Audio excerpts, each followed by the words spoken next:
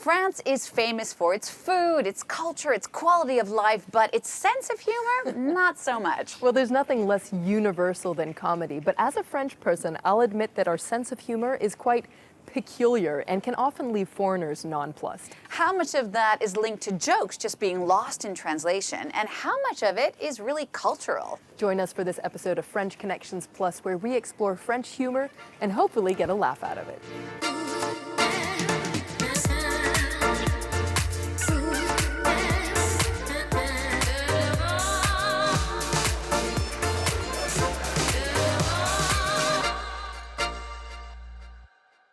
Talking about French humor is no laughing matter. It's something a lot of people take very seriously, perhaps because it has to do with the French psyche. But truth is, we French people have a harder time laughing about ourselves than, say, the Brits do. British humor, of course, is all about self-deprecation, which here in France is seen as a sign of low self-esteem. The French value intellectual wit over Anglo-Saxon humor. It's all about coming across as smart and sophisticated, often at the expense of someone else. French humor can be combative and judgmental. It needs a target, and that mockery is deeply rooted in French culture. The concept of humor is relatively new in France and was first mentioned by Voltaire in 1761 when he was describing the British way of joking. Up until then, people knew of bouffonnerie, clowning around, farce, pranks, and especially esprit, wit. Wit was particularly used at the royal court, where the worst thing that could happen was to be ridiculed. This means the French learned to use words as weapons. It was only in 1932 that the official guard dog of the French language, the Académie Française, admitted the noun humour in the dictionary. So humour comes from the English word humor, which originally came from a French word, humeur, a state of mind or mood. To this day, language continues to play an important role in French humor. The French love clever, finely tuned puns called jeux de mots and rapid-fire verbal exchanges, which means certain jokes can get lost in translation. What? But the French also appreciate silly slapstick and the most basic and brutal farce, which might explain why Jerry Lewis was such a big hit in France.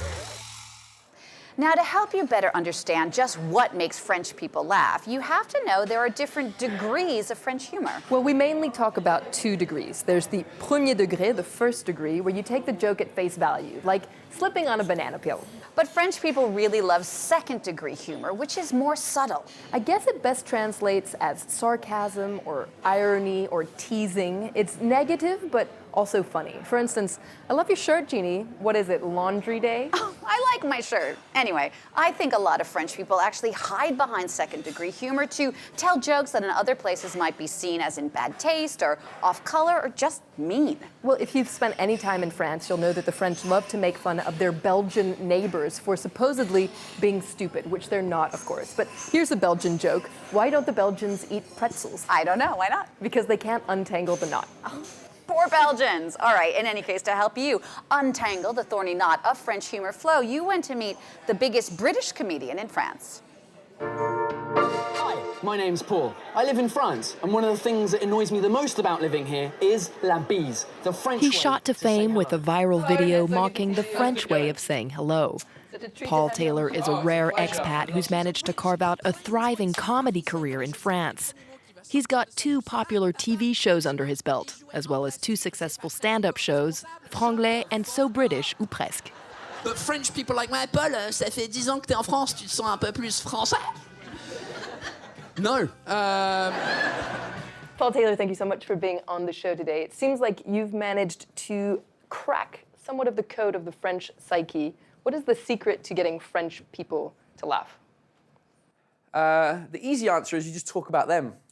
They love hearing people talk about them, whether it's good or bad. As long as it comes from a good place and you can tell it comes from a good place and it's not just basic French stereotypes of, oh, French people are rude, French people are arrogant, cheese baguette.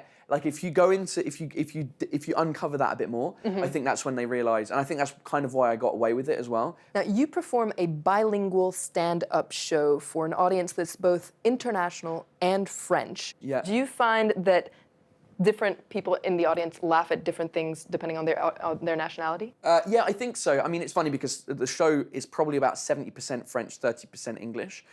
But French speakers who don't speak that much English, they'll say to me, there was a bit too much in English, though. I felt there was more in English. But then the opposite happens where English speakers will be like, there was more in French. I mean, I talk about what I know and what I'm experiencing as a stand-up. And I just hope that people, enough people relate to what I'm saying. Well, they certainly do, given the laughs you get. Now, some say that French humor is a joke. Do you think that there is such a thing as French humor? No, I don't. It's a really interesting concept, this idea of humor being a part of a country. I think as humans, laughter is a very, it's a natural, you can't control it, right? You laugh, it's not something that you control. You either laugh or you don't. All humans will laugh at certain things like people falling over. Sure. Everyone laughs at. If an animal does a stupid thing, a cat video, everyone laughs at that. And I think it's more the type of comedy that exists in France that's different to the UK or the US. It's not the sense of humour. For me, it's the type of comedy that exists. Stand-up has only been around in France for about 10 years, whereas in the UK and the US, it's been around for decades. So we're used to that type of humour. And what that means is, in France, some of the stand-up comedians or some of the jokes that you can get away with are very basic jokes, but people will still laugh because they haven't heard it all before. And there were a couple of cases of French stand-up artists actually copying Anglo-Saxon artists. Why do you think there was that need to copy? Yeah, the whole copying situation is an interesting one because part of it is copying and part of it is not, and I think it's just been blown out of proportion. It happens all the time that comedians come up with the same idea and the same joke. And the problem with France as well with stand-up is that not all stand-up comedians write their own jokes. In fact, very few of them do. So they have a team of writers, and those writers, they're like, oh, cool, well, I'm a fan of this stand-up comedian in America. Let me just find this joke and write it in French and then give it to the person who's delivering it. It's difficult for them because they're the star and they're the ones that get put on the screen saying, hey, he's a thief, when in reality it's not necessarily that. And what about like French stand-up comedians or comedians in general? Are there any that you are particularly fond of? No, they're all terrible. No, like a friend of mine called Villeminot, who I enjoy his work, and it's very similar to my stuff, and it's very American comedy. Blanche Gardin is a female comedian, and she's her style of humour is very inwards about her life and her difficulties, and it's really raw, but very funny as well. So. And I've got just one final question for you, which is, do you have a favorite French joke? Comment est-ce qu'on appelle une jolie fille en Angleterre? Une touriste. That is a good joke. It's a good joke because it's true. Awesome. Well, thank you so much for being on the show, Paul. Thanks for having me. It's a real treat to have you. Thank you. The French might not be known for their sense of humor, but they're certainly famous around the world for their biting political satire. Well, irreverent satire has been around for centuries, Genie. For instance, mocking political leaders, religion, cultural practices in cartoon form dates back to the Revolution. Today, satirical weeklies like Charlie Hebdo or Le Canard Enchaîné have been around for decades and are still going strong. But their caustic brand of humor is often lost on foreigners. Well, to be honest, a lot of French people don't find that sense of humor funny either, and yet a lot of French people are hell-bent on defending the right to make fun of everyone and everything, especially since the 2015 attack on Charlie Hebdo. There's a fear that otherwise France could slip into American-style PC culture. The link between humor and politics is a strong one here in France. In fact, one of the country's biggest comedians from the 70s and 80s, a man named Coluche, actually made a very successful bid for the presidency. In any event, French humor is a particular beast, and so I went out to find out more.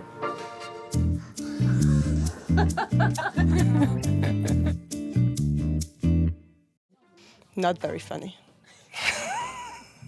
Without wishing to generalise, French humour, it seems to me, quite a lot of the time is quite caustic, quite personal. So you can say really quite mean things to someone about them, perhaps about their physical appearance, and then you say, it was a joke.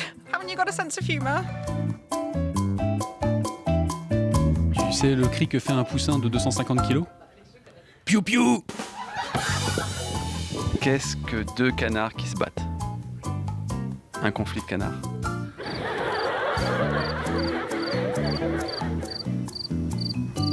Que Que font deux dinosaures quand ils n'arrivent pas à se décider? Un tirage aux ors.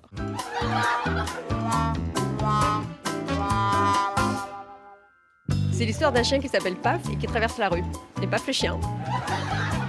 Combien de Français faut-il pour dévisser une ampoule? Je sais pas. Bah qu'une pour la dévisser parce qu'il pense que tout le monde tourne autour de lui. Un petit garçon va voir sa mère et lui dit « Maman, est-ce que je peux avoir du chocolat ?» Et elle lui dit « Mais bien sûr, il y en a dans le placard, chérie. » Et il lui dit « Mais maman, tu sais bien, j'ai pas de bras. » Et elle dit « Ah, pas de bras, pas de chocolat. » Many of you were intrigued by French humor, like Heather Brown, who wanted to know what's the French equivalent of a knock-knock joke? I guess the closest equivalent are the Monsieur, Madame jokes. For instance, Monsieur and Madame Bon have a son. What's his name? Jean Bon. Next up, Jean-E Imorti. He asked about movies and the best French comedies to see. Oh, well, I guess a good place to start would be Bienvenue chez les Ch'tis by the comedian Danny Boone, which is actually the biggest box office hit for a French film. It was huge. What are other comedies that can speak to the French psyche? God, the list is so long. You've got the classic La Grande Vadrouille. More recently, you have La Cité de la Peur, Le Dîner de Cons, Les Bronzés font du ski. Les Visiteurs. Les Visiteurs, Astérix, Mission Cléopâtre, OSS 117. Interestingly, British and American comedies work very well in France, but the opposite can't be said, which might be proof that French humor certainly is cultural and hard to export. It certainly is hard to understand at times. Flo, thank you so much for that. Thanks to you for watching. Don't forget, if you have other questions about France or the French, you can always reach out on social media. And we'll see you next time for another episode of French Connections Plus. I'm still mad about my shirt. I don't get it. It's great, Genie.